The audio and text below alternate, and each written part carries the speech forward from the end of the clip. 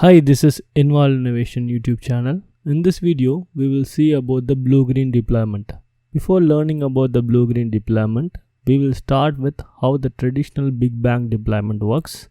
Let's take we have a shopping website, and the shopping website can be deployed on virtual machines or containers or servers. Here our current production version is 1.32. Now we need to deploy a new version 1.33 in which we made some code changes for our recommendation system which promotes upsell or cross-sell. With the Big Bang deployment, we need to bring our entire system down, then you need to promote the new version 1.33.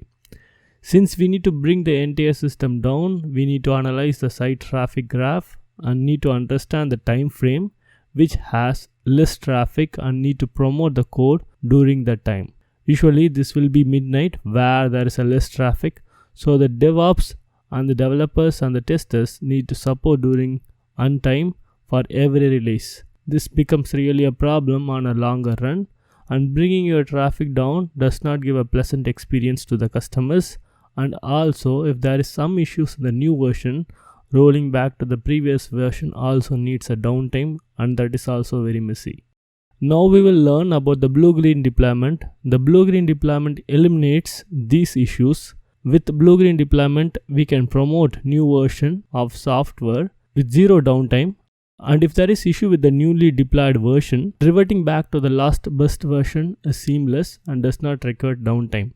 Blue-green deployment has two identical production environment. One is blue environment and other one is green environment. This is very crucial in understanding the blue-green deployment.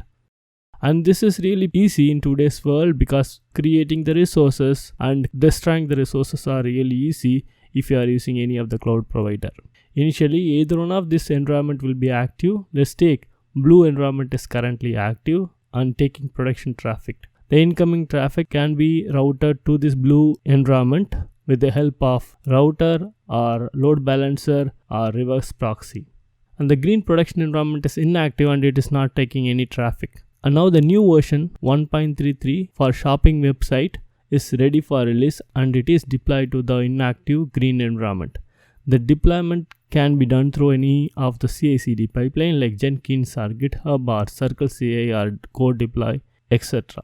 Now the new version 1.33 is deployed to the green environment. Thorough testing and validation are performed to ensure the new version functions correctly and meets all the required quality standards. One key thing to note here is both the blue and green production environment use the same production DB and all the underlying services. This is crucial because that's when we will get a valid test results. For this, you will be using some data that will be very specific for production environment and that should not collide with the production data.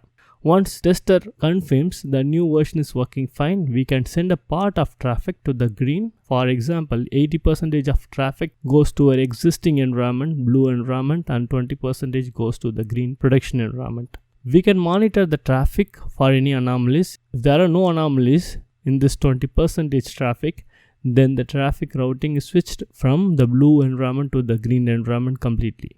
This can be achieved through various mechanisms such as DNS changes or load balancer configurations. After the switch, the green environment becomes active production environment and all the user traffic is routed to it. Once the green environment is live and serving traffic, we can closely monitor the traffic for any functional or performance issue. This is really crucial because we can catch the performance issue only if you route 100% of traffic.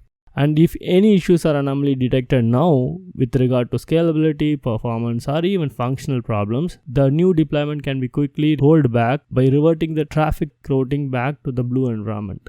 This rollback mechanism provides a safety net in case any unforeseen problem occurs after the deployment. And one more key thing to note here is the rollback is also seamless. That means you doesn't require any downtime because you have your blue environment readily available. The blue stack can be destroyed after a few days of no issue in the green environment, or blue stack can be kept like this until another release. This is up to how much you want to spend because if you want to keep an environment running, then it incurs additional cost. But it also brings you a nice possibility if something goes bad at any time, you can revert back. Now the same cycle is repeated for the next release version. Here the green is live and the blue is inactive. So the new version needs to be deployed to the blue and traffic need to be rerouted from green to blue for next release. Now we will see the blue-green deployment with serverless architecture example, and in this example we also see how we can use that routing logic with the Route 53 to route from blue or green environment. Here the production traffic comes to the Route 53 AWS service. Amazon Route 53 is a scalable and highly available domain name systems web service. It allows you to manage and route incoming traffic to various internal AWS resources or external endpoints based on the domain names. The Route 53, whichever we are going to configure, has two different A record. One is blue.shoponline.com and another one is green.shoponline.com. Both this A record has a corresponding IPv4 address added to it. There is a TTL seconds added to the Route 53. This TTL time is the time associated to the Route 53. If this time expires, then the associated A record IPv4 will be returned back to the client. We will assign weight to each A record. The value of weight can be from 0 to 255. To disable routing to a resource, set weight to 0. First, traffic comes to the DNS www.shoponline.com. It will be routed to the A record blue.shoponline.com. The corresponding IP address is returned. Here the A record green.shoponline.com is inactive. When you are ready, you can assign a lower value of weight than the blue to route a part of traffic to green.shoponline.com. Once you are confident, then you can set the weight of blue.shoponline.com to 0 and green.shoponline.com to 1. When the TTL expires, the traffic will be routed completely to the green.shoponline.com and then blue becomes inactive. Now, both these A records will be pinned to their corresponding environment API gateway. That is, blue.shoponline.com will be connected to the blue environment, whereas the green.shoponline.com is connected to the green environment. In API gateway, for each method, you can pin a Lambda service, which in turn calls the production DB. Here you can use DynamoDB because here we are discussing about the serverless architecture. With the same way, you can manage the containers with two identical clusters, one for blue and another one for green, and each points to the same underlying RDS or Aurora DB. And this is the same for EC2 as well, where you can have two auto-scaling group, and the two auto-scaling group will have their corresponding EC2 instances, and then the traffic will be routed to blue or green. Some key considerations that need to be kept in mind when you are using blue-green deployments. That is, application code and instances is stateless. Instance should not persist any data. That means internally we should not have any data storing mechanism in the code or else inside the instance itself. This will create a problem if we switch from one instance to other instance. We will lose the data stored inside the instance.